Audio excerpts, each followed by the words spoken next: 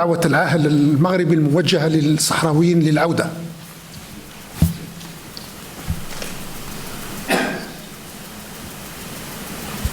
العملية يحضر لها الآن من خلال المفاوضات والمبادرة الأمريكية، وسبق وأن حضر لها على مدى العقود الماضية. العودة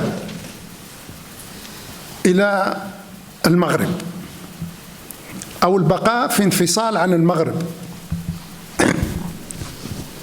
هو الاستفتاء، تنظيم الاستفتاء، لأن الاستفتاء هي الآلية الوحيدة التي ستمكن الشعب الصحراوي من الرد على العاهل المغربي.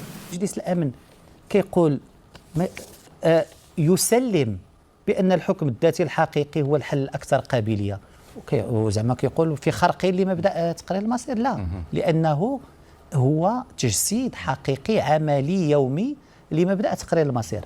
ثانيا أنه التفاوض والوصول إلى حل والتوقيع على ذاك الحل وتعبير عن إرادات الأطراف هو تقرير المصير كذلك. فالمغرب ما عنده حتى شي عقدة ومرتاح مع هذه النقطة.